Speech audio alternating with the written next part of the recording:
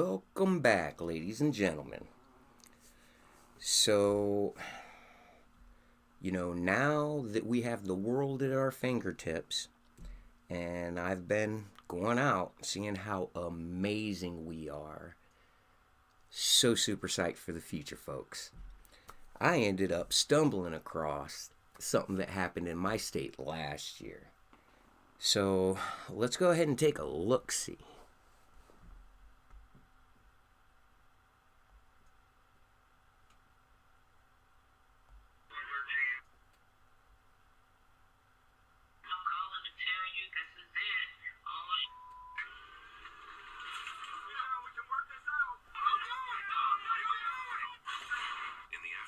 September 3rd, 2023, Findlay, Ohio troopers located a vehicle that they believed to be driven by a murder suspect. According to police statements, this person was suspected of a murder that took place over 4.5 hours away in Chicago, Illinois. Officers follow the suspect and attempt to pull him over in hopes of apprehending him in a peaceful manner. Unfortunately, the situation quickly gets out of hand.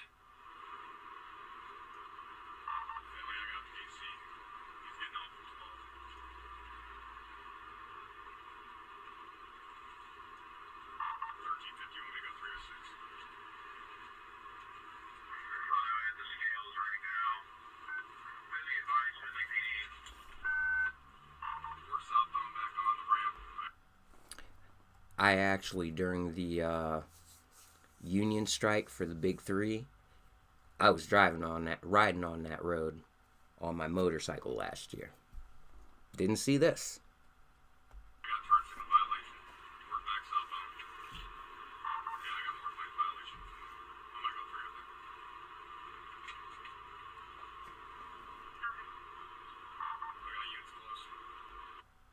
So, obviously, the guy in the car at this juncture knows that the cops are on to him, right?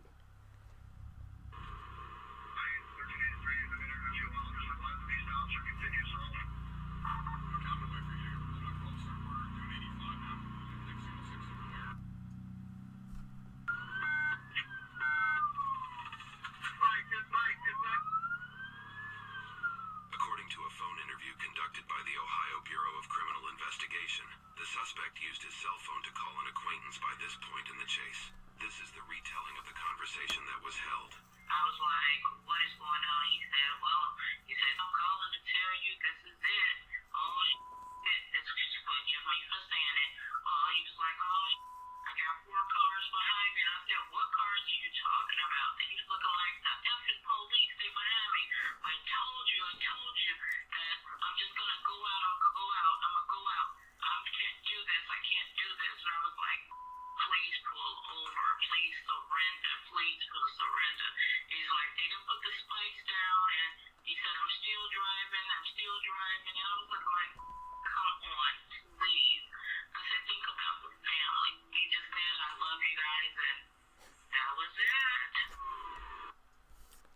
Now, I don't really care what the situation or reason is.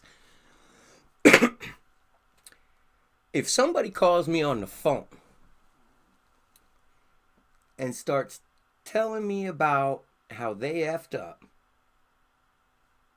and how they're gonna go out, I'm going out, I will stop them right away. Not ask them questions like who and what and where. I'm gonna tell them one thing. I will be like, you might have messed up. There's a good choice or bad choice.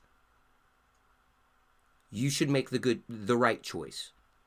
Other than that, I'm out of here and I'm going to hang up on them. I am not going to sit there and listen to somebody potentially kill themselves. There's nothing I can do about it. I'm not going to listen to it. That would affect me for the rest of my life in a negative fashion, and I don't want to be affected that way.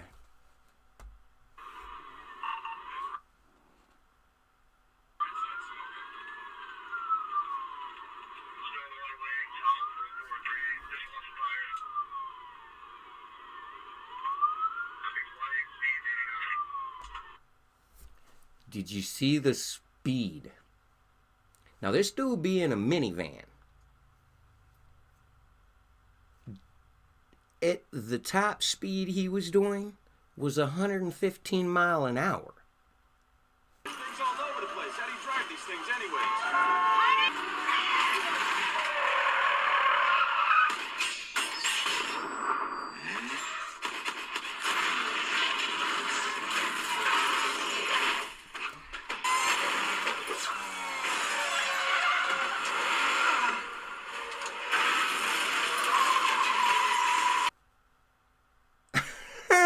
Running from the cops. So then, when he went around that truck, that little whatever where I clipped it, they threw the chains out. So he's driving on pop tires. You've seen the one tire fly off. And his reported speed at that time was what?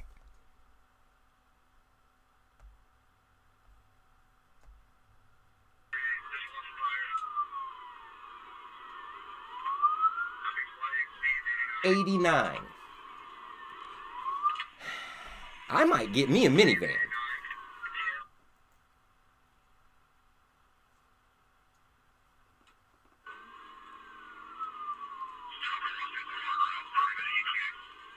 Boom. Pit maneuver. I would love to have that job. Just that one. Just that part.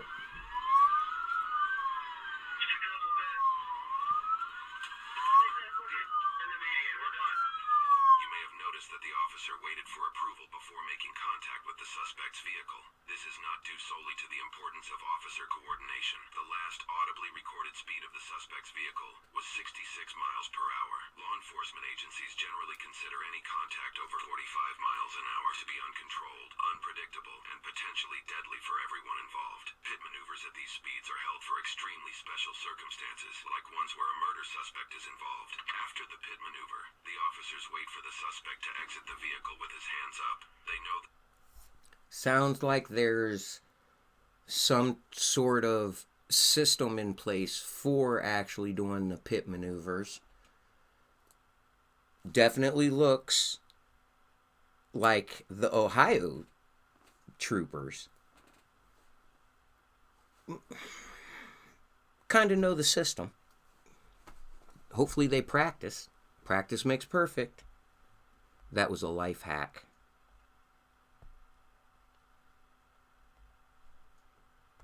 Oh. the suspect is at least still moving after the crash and are keeping a safe distance to prepare for the worst.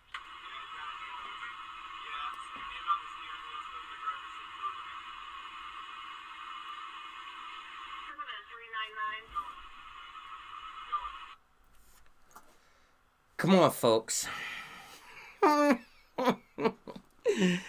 This guy obviously isn't in his right mind to stay in that car, but he's willing to go out. He knows that he's not going to be taken alive. At this juncture, see, the police officers didn't know the conversation that he had with his old lady. But they should know at this juncture that this man is insisting on staying in his car while it is burning after it slid, right? Smoke all around. He's breathing in all this smoke and crap. Probably can't even see up in there. The cop should have actually known they're not going to take him alive by his choice.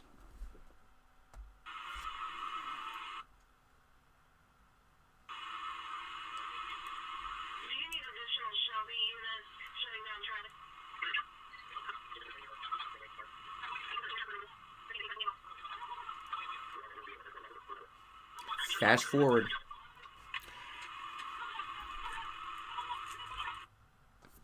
At this juncture, even though they know that they're up against somebody that killed somebody else,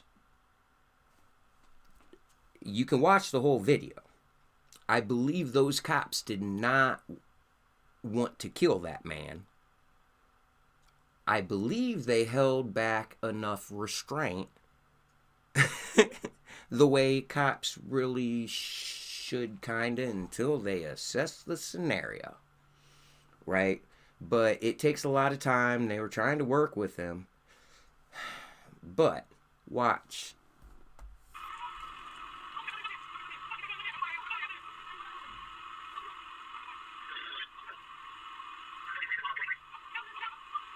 Finally, the dude comes out in a puff of smoke.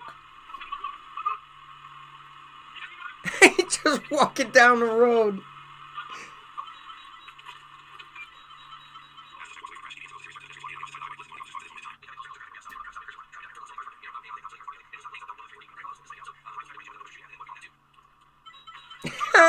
Look at him.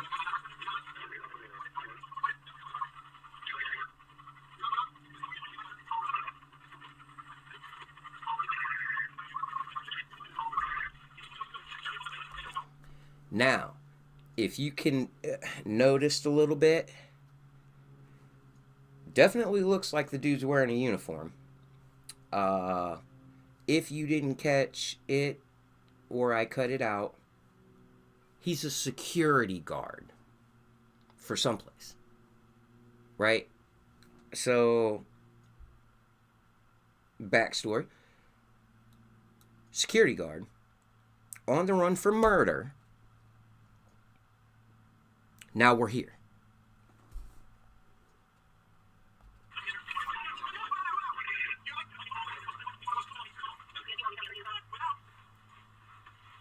You want to send him? Sir, end this peacefully, please. Drop the gun. Put it down.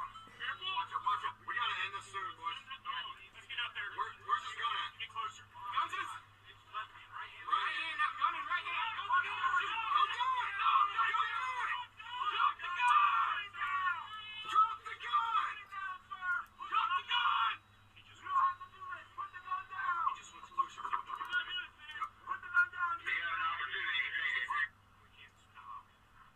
Sir, please drop the gun. You don't have to do this, sir. No, you don't, sir. We always have choices. Put it down. Yes, sir.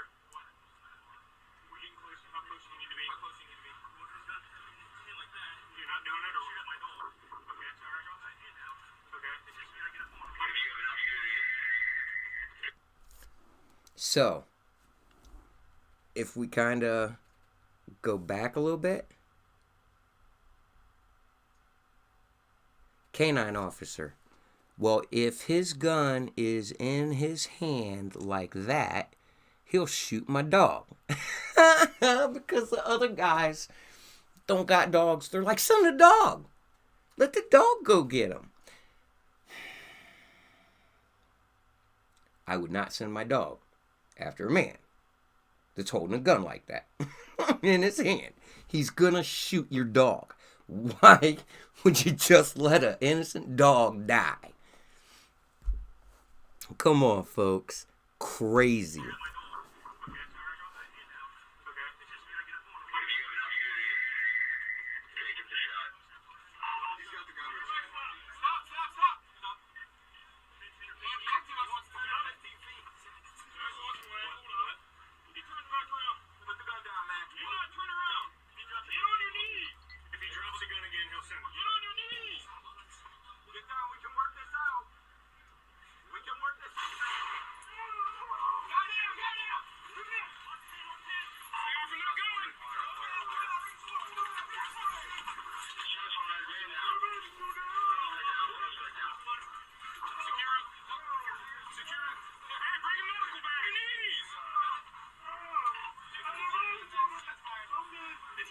If you are confused about who fired that gunshot, you are not alone. In fact, even some of the officers on the scene were confused about who had fired the weapon at first. Listen to this post-incident interview of the firefighter captain who arrived on scene immediately after.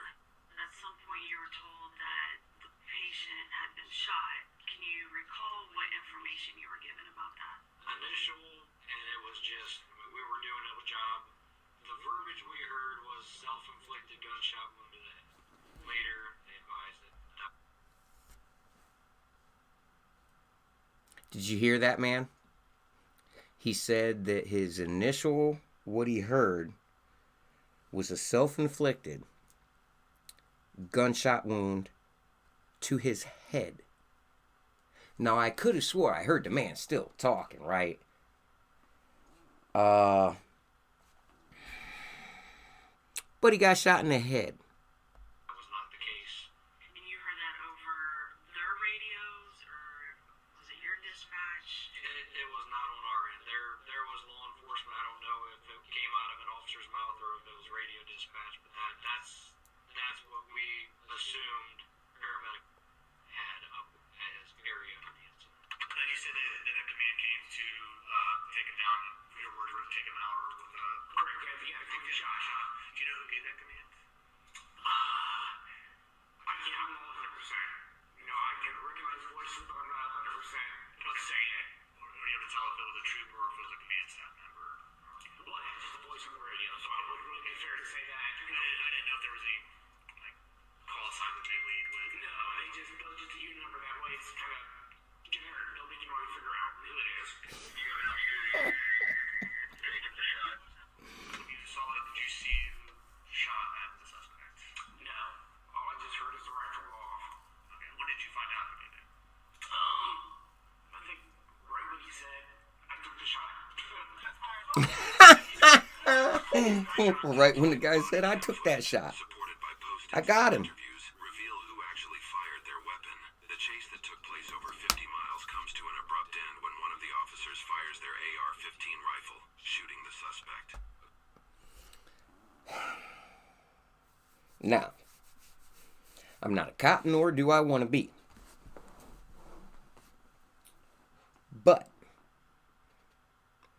I'm pretty sure, last I knew, when a cop is shooting at somebody, they're actually supposed to aim for the chest area, which is supposed to be a kill shot, because you're going to hit the heart. So then they'll be done. There was definitely a time where the man that they're trying to bring in as peacefully as possible spun around and held his hands out like this, right? Kind of like, shoot me.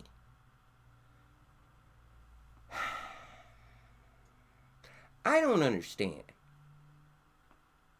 what is wrong with if a good cop is a good cop, don't want to kill people, you know, just like not willy-nilly.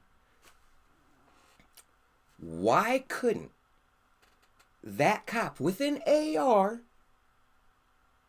aim directly at he wasn't a skinny guy, aim at his arm, the arm or that he would have grabbed at his gun or whatever. Shoot him in his arm. He will drop the gun or not be able to get the gun and use the gun. By then, you guys jump on him. But I'm not a cop, nor do I want to be. And at the end of the day, there will be more resources for me the more these people make bad choices. That's just reality, folks. But instead, this cop, instead of shooting like he was trained in the dude's chest, decided to shoot the guy in his brain, in his head. I did a little look-in on, like, what an AR-15 can do to somebody's head. By all means, if you're interested, look it up. That's not even my problem. Like, totally don't have any issue, really, with the way these cops handled it. Definitely have questions like, why did you shoot him in his head? And I pose this question because it's not only you there that has to clean that up. Why would you actually do something you don't have to do that way and make your fellow co-workers have to go look at that and deal with it. Then, seriously? Come on, guys. Use your brain. Stop making your fellow co-workers work so hard because of your inability to think, best practice way at the time. But, amazing, right? According to an investigation conducted by the Ohio Bureau of Investigation, although medical treatment was given and the suspect was rushed to the hospital soon afterwards, he succumbed to his gunshot injury roughly 2 weeks later. Officials found an EAA 38 Special 350. Now, because that guy shot that man in his head instead of actually doing the kill shot, look at how much money got wasted for the same outcome. I actually just today gave a state highway patrol trooper my card. So if maybe one of his fellow co-workers ends up seeing this video, the one who shot that man in his head,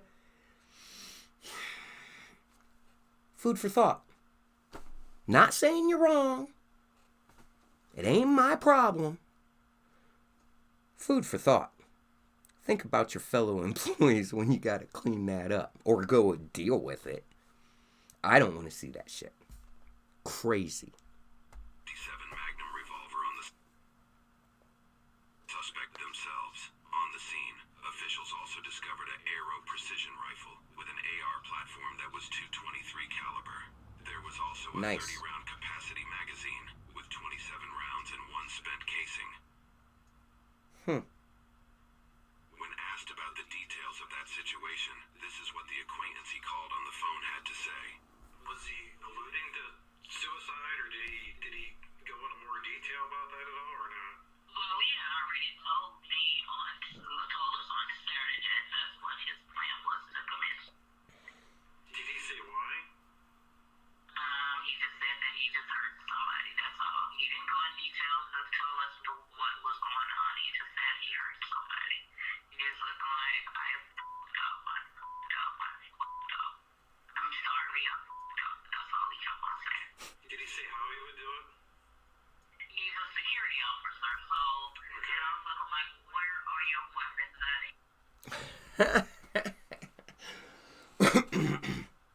So his loved one said that he was a security officer.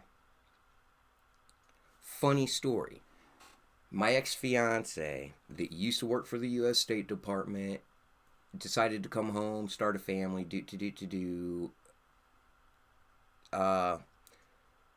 got back into law enforcement but got kicked out of boot camp. So then she ended up running a security firm. She got that job. She came home one day just pissed off. 2 of her workers were walking around a factory. One was a younger dude, one was a mature woman. Dude picks up a needle off the ground and starts kind of like chasing at her like, I'm gonna poke you, I'm gonna poke you.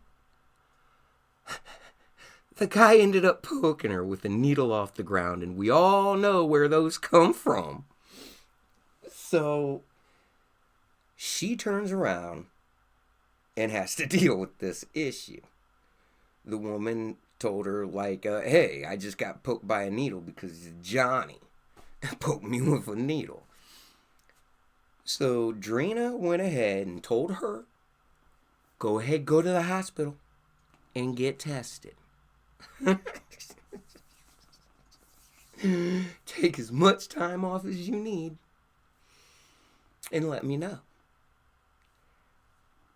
When it come to Johnny that run around, I'm gonna poke you. Lord, she couldn't discipline him. I'm like, you can't like fire that dude And she's like, no. I'm like, well, why not? She says, because we already don't have enough people to handle all the jobs we got.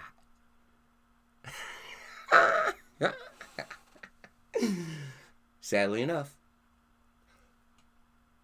she did not keep that job, or she chose to give that job up before everything came out to see if that woman ended up having AIDS or whatever. But that's my experience with security firms.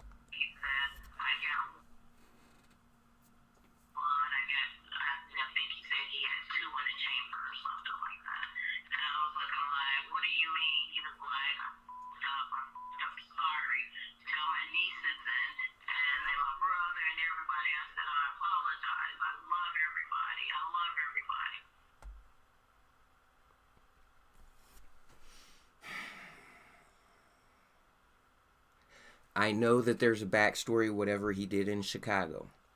Usually when those people come, I know to my neck of the woods or down in Ohio, somebody gets shot. Almost every time based off of the people I knew coming down from Toledo. Or not Toledo, but Detroit or Chicago. Gang-related stuff, whatever. But they turn around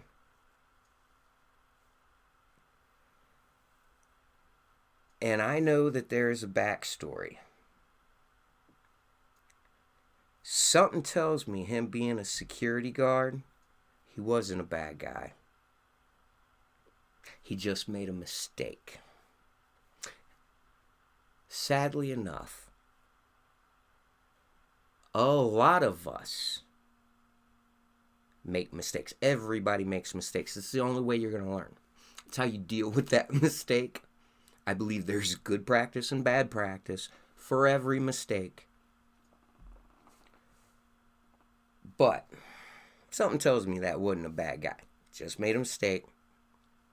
Photobutt around, not thinking he had any choices. So he went out in his blaze of glory.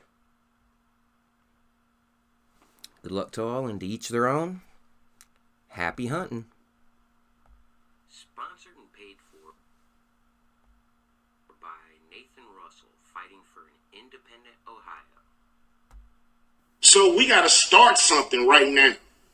Democrats don't seem like they got a plan. Republicans don't seem like they got a plan for us. So how the hell you going to vote for them? Make them earn that vote. They can start today. They ain't got it yet.